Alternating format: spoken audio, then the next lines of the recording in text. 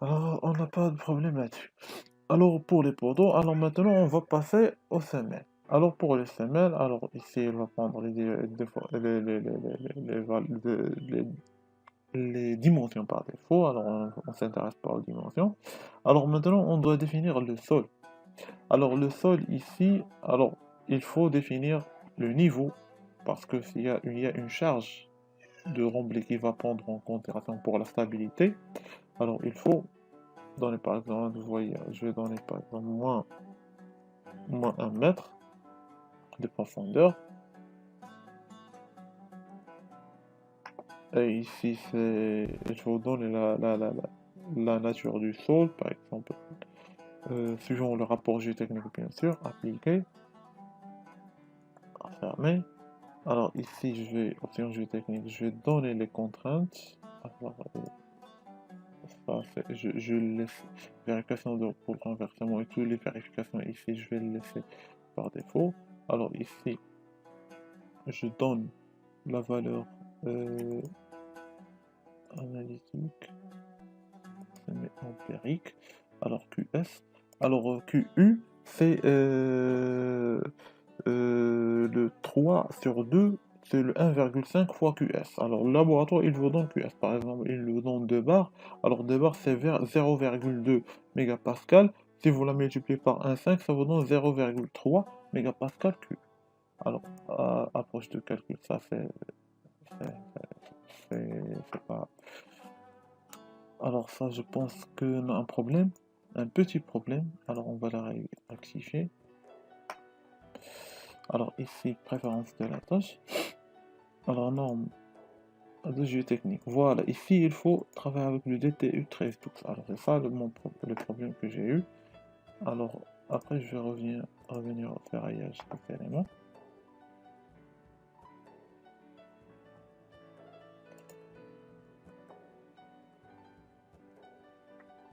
Alors je vais perdre bien sûr l'ensemble.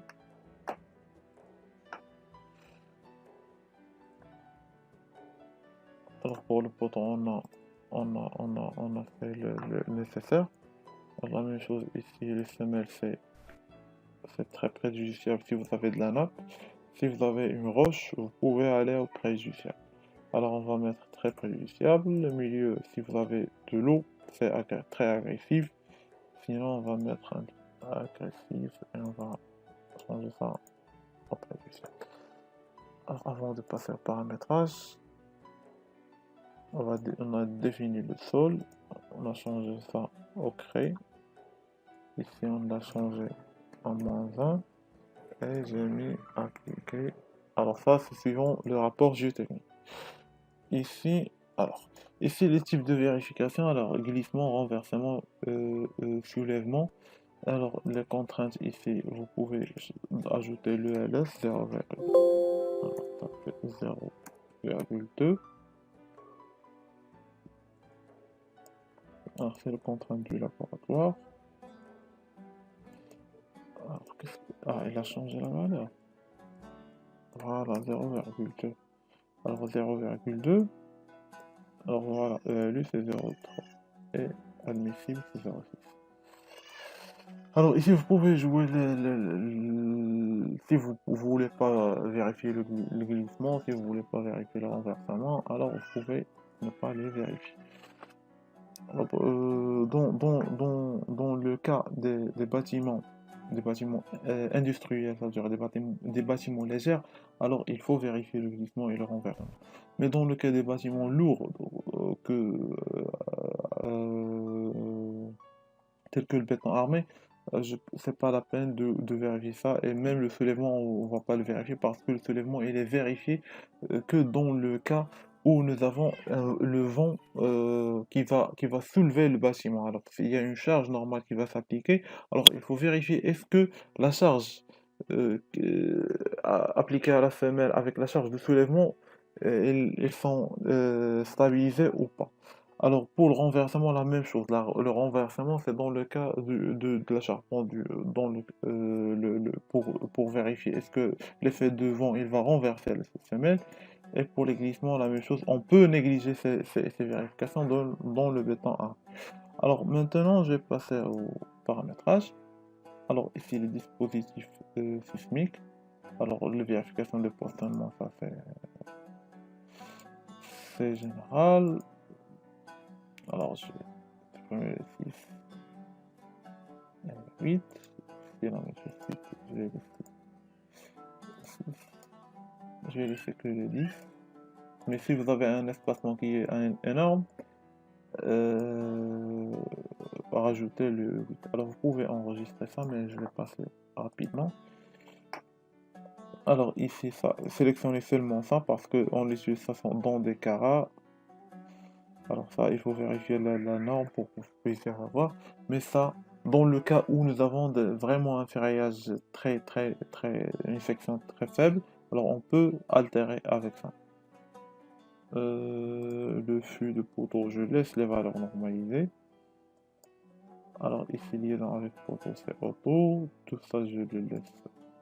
Alors ici, pour les formes, c'est les barres principales. Je vais mettre 135. Oui, on va mettre... Non, 80, c'est mieux. Je mets OK. Disposition de ferraillage. Alors c'est ça ce que j'ai fait.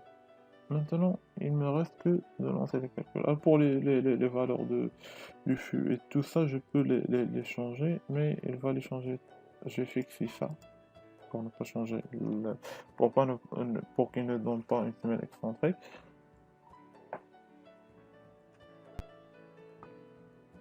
Et voilà, la semelle fait 260 par 260. Alors, la semelle, elle est bien calculée. Voilà la note de calcul de la semelle. Et voilà le ferraillage. Alors, je glisse ça ici pour que je puisse voir le ferraillage de ma semelle. Alors, je vérifie est-ce que les... Voilà, il m'a pas donné ici les crochets. Alors, comment je peux ajouter les crochets? Alors, je vais sélectionner ça. Et je vais aller ici. Alors ici, tu vas me donner un crochet de 90. Alors, on fait le calcul. OK. Alors, c'est la même chose ici. 90. Et voilà. Alors, je relance mes calculs. Alors, il a activé le fiégeage, mais je peux... Et voilà ma semelle.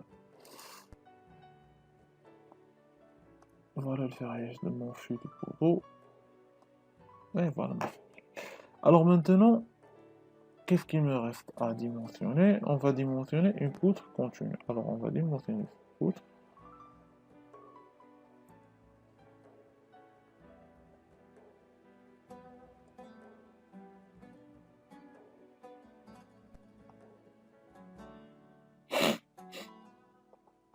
Alors, voilà, combiner la même chose.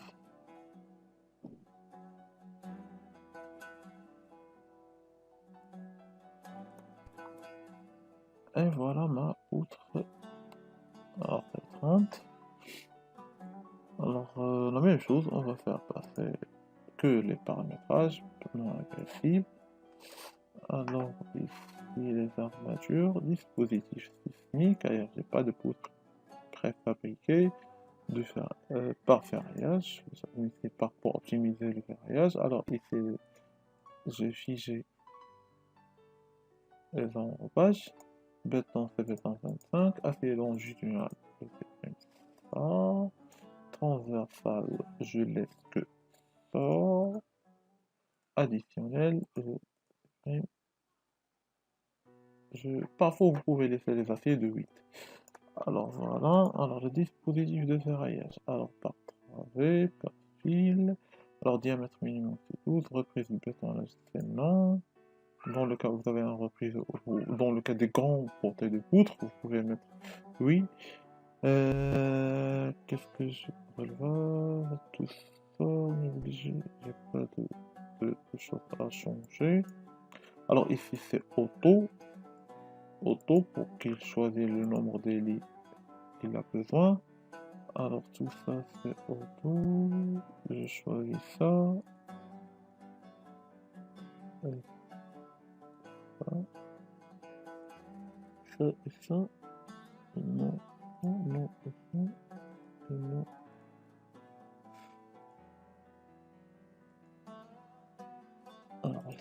ça, ça et ça.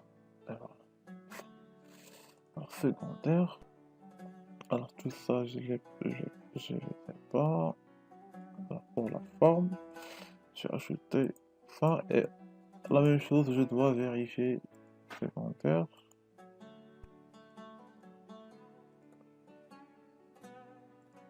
Longueur d'ancrage. Et je vérifie au dessin si il a respecté mes comptes, mes paramétrages ou pas. Alors je vais lancer le calcul pour la poutre.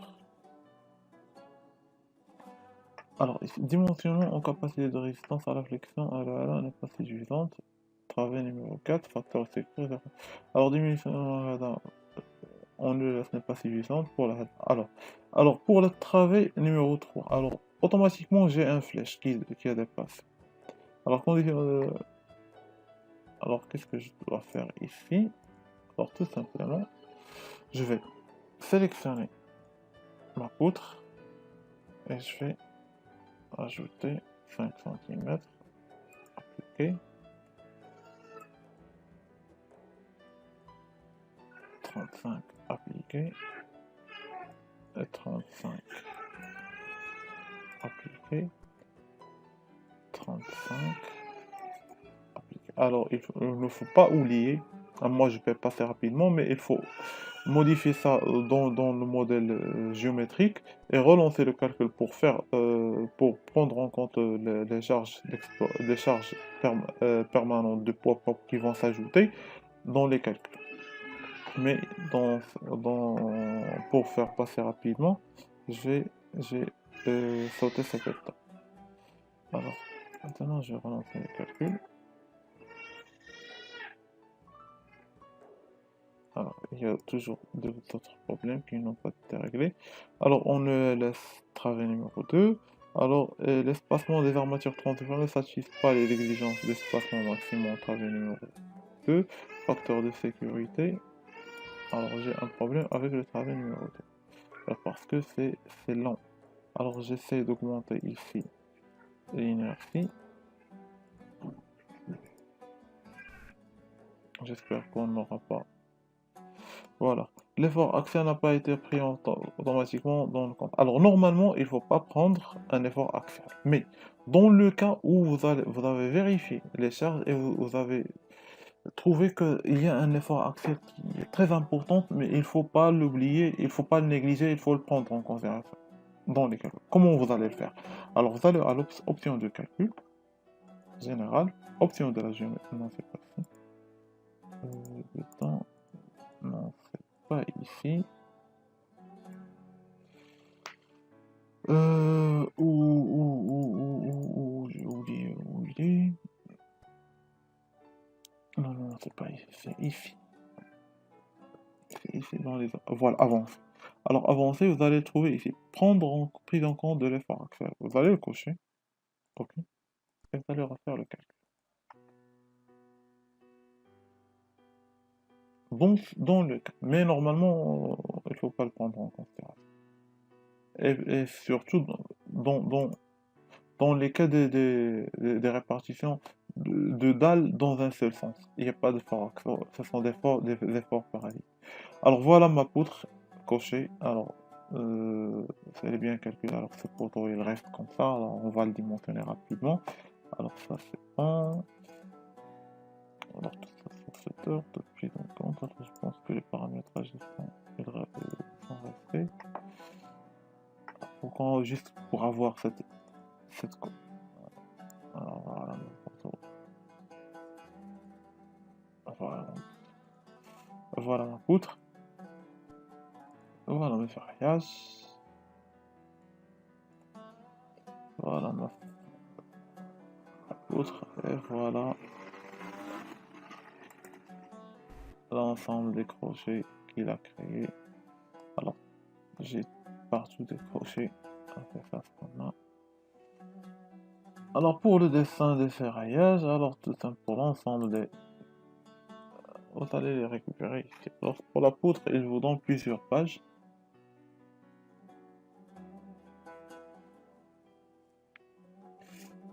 Voilà, la première, la deuxième, la troisième, suivant la troisième. Vous pouvez revenir par cliquer ici. Alors la même chose pour les poteaux.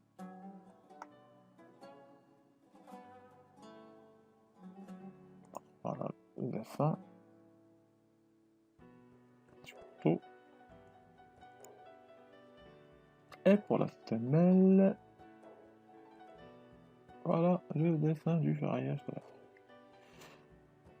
Alors, qu'est-ce que on peut ajouter encore? Et voilà, on a fait, je pense, la tour de l'ensemble des éléments. Je vous souhaite une bonne continuation et merci beaucoup.